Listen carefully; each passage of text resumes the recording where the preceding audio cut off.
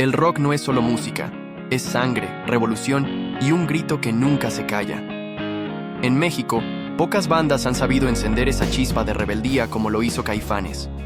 Pero detrás de los acordes de La célula que explota y Afuera, hay una historia de choque, de egos, de amistad rota. Hoy desentrañamos la traición que sacudió al rock en español. ¿Qué pasó entre Saúl Hernández y Sabo Romo? Una alianza que parecía indestructible terminó en cenizas, dejando a miles de fanáticos desconcertados. Si este golpe a la historia del rock te intriga tanto como a nosotros, suscríbete al canal y activa la campana. Aquí hablamos de música al límite. Era finales de los años 80 en México, un país atrapado entre tradiciones arraigadas y una necesidad cada vez más evidente de cambio. El rock, ese lenguaje universal de inconformidad, estaba peleando por consolidarse en un entorno donde las baladas y la música regional dominaban. Fue en este panorama que surgió Caifanes, desafiando no solo los estándares musicales de la época, sino también las normas culturales. Inspirados por el New Wave británico y el sonido post-punk, Saúl Hernández y compañía tomaron guitarras y sintetizadores para crear algo único. Una mezcla de melancolía, poesía y fuerza que resonaba con una generación en busca de identidad. Canciones como Viento y Los dioses ocultos no solo encendieron el fuego del rock en español en México, sino que también lo llevaron a otro nivel, posicionando al género como un vehículo para expresar dolores, esperanzas y verdades que la sociedad no siempre quería escuchar. Caifanes no era una banda, era un movimiento. Su llegada marcó un antes y un después, desafiando al público y a la industria a reconocer el poder de los acordes sombríos y las letras profundas. El escenario estaba listo para la revolución y Caifanes se convirtió en su estandarte. La formación original de Caifanes era un choque perfecto de talentos y temperamentos. Liderando el grupo, Saúl Hernández, el alma poética y tormentosa de la banda, cargaba con una visión artística clara. Quería transformar las emociones humanas más profundas en composiciones que electrificaran los sentidos. Con su voz rasgada y letras cargadas de simbolismo, representaba el corazón oscuro pero cautivador de Caifanes. Del otro lado estaba Sabo Romo, un virtuoso del bajo con una personalidad extrovertida y un enfoque técnico que complementaba la intensidad de Saúl. Sabo era el motor rítmico, el encargado de aportar una base sólida que permitiera que las melodías y la poesía de Hernández brillaran. Pero no estaban solos en esta misión. Jairo González en los teclados, Alfonso André en la batería y, un poco más tarde, Alejandro Markovich en la guitarra, completaron una alineación que parecía predestinada al éxito. Cada uno traía consigo influencias y estilos únicos, alimentando una química musical que era innegable. Sin embargo, desde el principio, las personalidades fuertes comenzaron a delinear tensiones sutiles. Saúl era introvertido, meticuloso y apasionadamente protector de su arte. Sabo, en cambio, traía una energía más pragmática, directa, y a veces chocaba con la intensidad creativa de Hernández. A pesar de ello, esta dualidad dio vida a una de las bandas más icónicas de México, dejando claro que cuando Caifanes subía al escenario, toda diferencia quedaba atrás, al menos por un tiempo. Desde sus primeros pasos, la dinámica entre los miembros de Caifanes era un torbellino creativo. Saúl Hernández, con su lirismo introspectivo y poderoso, marcaba el rumbo artístico, mientras Sabo Romo inyectaba al grupo esa base rítmica precisa que daba fuerza a cada canción. La presencia de Alfonso André en la batería y Jairo González en los teclados añadía textura y ambiente, creando un sonido que oscilaba entre lo etéreo y lo visceral. Sin embargo, el gran catalizador llegó con la integración de Alejandro Markovich en la guitarra. Su estilo explosivo y apasionado le dio al grupo una dimensión electrizante, convirtiendo cada acorde en un golpe directo al alma. El resultado de esta alquimia no tardó en manifestarse. Desde su álbum debut, Caifanes, conocido también como Volumen I, quedó claro que esta banda no era como las demás. Canciones como Mátenme porque me muero y Viento se convirtieron en himnos instantáneos, no solo por sus melodías pegajosas, sino por las emociones crudas y la profundidad de sus letras. Cada tema era un universo propio. La Negra Tomasa, por ejemplo, introdujo un giro sorpresivo con su fusión de rock y cumbia, desafiando etiquetas y redefiniendo lo que era posible en el rock en español. En esos primeros años, Caifanes no solo conquistaba escenarios, sino que también ampliaba los horizontes del género. El éxito los alcanzó como una avalancha. Sus conciertos eran catárticos, más que presentaciones, experiencias colectivas en las que las emociones de la banda y el público se entrelazaban. La química fluía de manera tan natural que, desde fuera, parecía imposible imaginar que esa conexión pudiera romperse algún día. Pero, como en toda gran historia de rock, las primeras luces del éxito ocultaban sombras que pronto comenzarían a dejarse ver. El éxito trae consigo no solo gloria, sino también presión, y Caifanes no fue la excepción. La relación entre Saúl Hernández y Sabo Romo comenzó a mostrar grietas a medida que la banda crecía y los egos chocaban. Saúl, como líder creativo, buscaba mantener un control casi absoluto sobre la dirección artística, algo que no siempre fue del agrado de Sabo. Por otro lado, la personalidad extrovertida y el espíritu pragmático de Romo a menudo lo llevaban a cuestionar decisiones y a proponer cambios que, para Hernández, podían sentirse como una intrusión en su visión personal. Esta diferencia de perspectivas no era necesariamente negativa, pero sí empezó a sembrar roces constantes en el proceso creativo. El agotador ritmo de trabajo, con giras intensas y largas sesiones de grabación, solo intensificaba el conflicto. Las tensiones no se restringían al estudio. Incluso en los ensayos, los desacuerdos sobre arreglos musicales o estructuras de las canciones provocaban discusiones que, si bien inicialmente parecían normales dentro del ambiente de una banda, en constante evolución, poco a poco fueron marcando distancias. Saúl exigía perfección y solía ser tajante al expresar su descontento, mientras que Sabo, más directo y temperamental, no dudaba en responder con igual intensidad. Además, factores externos como la presión de la industria y las expectativas del público también jugaban su parte. De afuera, todos querían algo de Caifanes: la disquera, los managers, los fans. Adentro, las fricciones crecían y la banda empezaba a tambalearse. El punto de quiebre definitivo llegó durante la grabación de su tercer álbum, El Silencio, en 1992. Este disco, que se convertiría en una obra maestra del rock en español, fue también el escenario de enfrentamientos que dejaron cicatrices imborrables en la banda. Según algunos testimonios, las discusiones entre Saúl y Sabo alcanzaron un nivel de intensidad insostenible. Mientras Hernández asumía un rol dominante en la producción, obsesionado con mantener control total sobre cada detalle, Romo buscaba equilibrar su lugar como músico y participante activo en las decisiones creativas.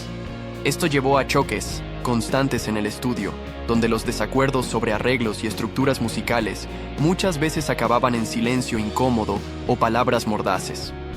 Una de las anécdotas más conocidas señala un intento de Sabo por proponer cambios al bajo. En No dejes que, Saúl, fiel a su visión, descartó la idea tajantemente, acusándolo de no entender el concepto que quería transmitir con la canción. Romo, frustrado, abandonó el ensayo abruptamente, dejando un vacío que resonó entre los demás integrantes. Aunque el choque no fue físico, sí dejó el ambiente cargado de resentimiento.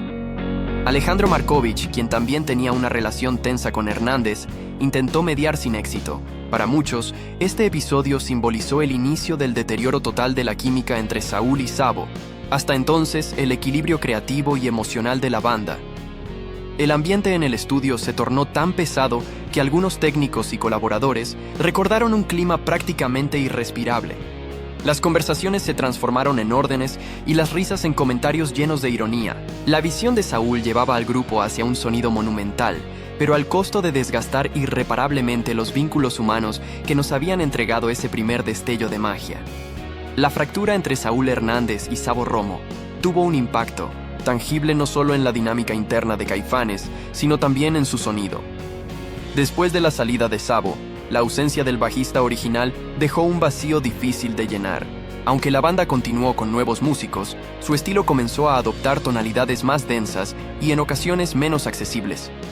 El Nervio del Volcán, 1994, el último álbum de estudio de Caifanes antes de su separación inicial, Sessió, percibe como un reflejo de ese momento turbulento. La ausencia de Sabo y el creciente protagonismo de Alejandro Markovich como contraparte creativa de Saúl transformaron el enfoque musical.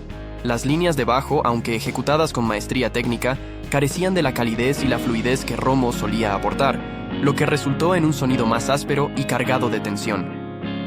Canciones como Afuera y Aquí no es así muestran una clara evolución hacia un estilo más experimental y atmosférico, con capas de guitarras envolventes y estructuras musicales más complejas. Aunque estas piezas son admiradas como joyas del repertorio de la banda, también revelan un alejamiento de la frescura y la cohesión que caracterizaba los primeros álbumes. La influencia dominante de Hernández y Markovich moldeó un disco que muchos consideran más introspectivo y sombrío, pero también menos colaborativo.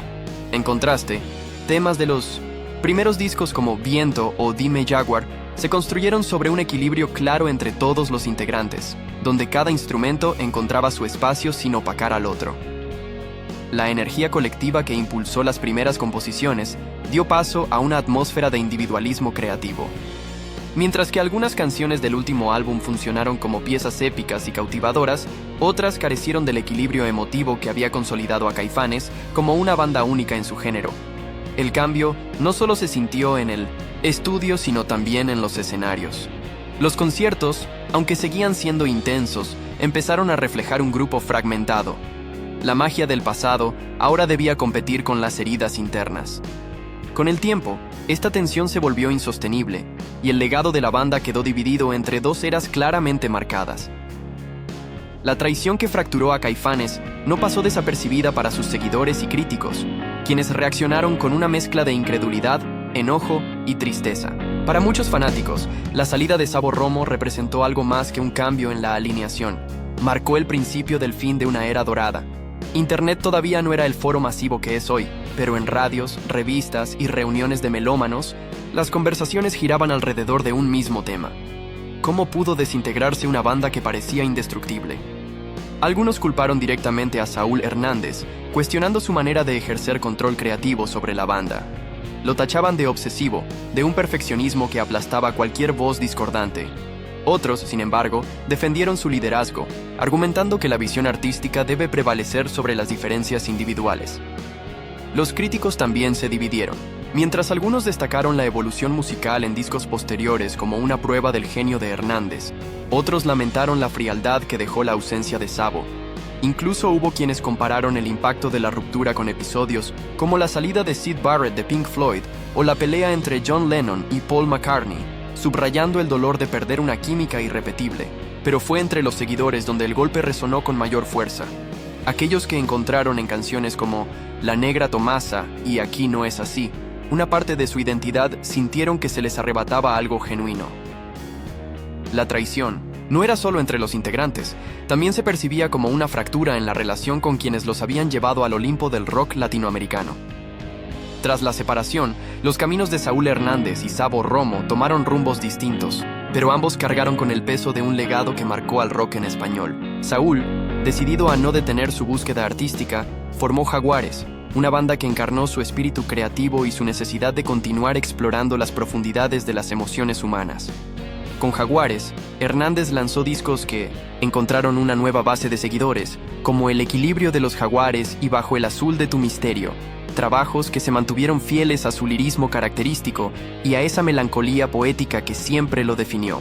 Sin embargo, el camino no fue sencillo. Enfrentó críticas que señalaban una pérdida de la magia colectiva de Caifanes, además de constantes comparaciones que dificultaban consolidar su nuevo proyecto lejos de la sombra de su antigua banda. Mientras tanto, Sabo Romo también se mantuvo activo en la música, aunque su enfoque lo llevó hacia la producción y colaboraciones con otros artistas. Convertido en un referente del bajo en el rock mexicano, Sabo participó en múltiples proyectos que reforzaron su respeto dentro de la industria. Desde grabaciones con íconos del género, hasta iniciativas como el colectivo Rock en tu Idioma, Sinfónico, en el cual se convirtió en una figura clave para revivir clásicos del rock en español de una manera orquestal.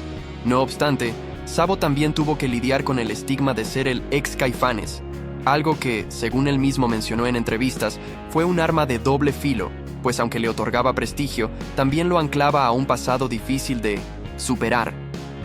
Ambos, cada uno a su manera, lograron construir carreras que reafirmaron su relevancia artística, pero el eco de su separación seguía persiguiéndolos. Si bien sus logros individuales son innegables, muchos fans todavía se preguntan qué más habrían podido crear juntos si no hubiera existido esa fractura irreparable.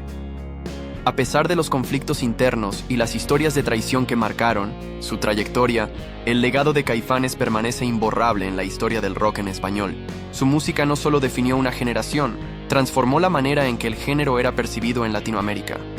Canciones como Afuera, La célula que explota y No dejes que aún resuenan con la misma intensidad con La Payos, que sacudieron las bocinas y los corazones en su momento.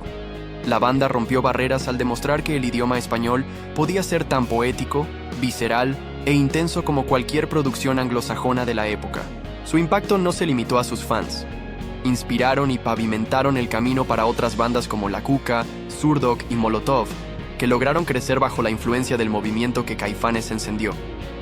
Más allá de los discos y los conciertos, Caifanes hizo del rock en español un vehículo de conexión emocional y cultural. Sus letras abordaron temas universales como el amor, la pérdida, la identidad y la muerte, dándole un alma lírica inigualable a sus composiciones. Al integrar sonidos autóctonos con estilos internacionales, demostraron que la fusión también puede ser revolución. Su habilidad para unir lo tradicional con lo contemporáneo los elevó como íconos culturales y referentes artísticos que, hasta el día de hoy, mantienen su vigencia en la memoria colectiva. Caifanes no solo era una banda, se convirtió en sinónimo de resistencia creativa y autenticidad en el mundo del rock. El rock no es una línea recta, es un caos hermoso, una rebelión que transforma lamentos en himnos y cicatrices en arte. La historia de Caifanes nos enseña que el arte verdadero surge del conflicto, de la pasión y a veces de las rupturas más dolorosas. Esta banda, con todas sus fracturas, nos regaló un legado que desafió límites y encendió almas. Porque el rock no solo se escucha, se vive, se siente, se pelea. Y ahora te toca a ti. ¿Qué significa Caifanes en tu vida? Déjalo en los comentarios y comparte este grito. El rock vive en ti.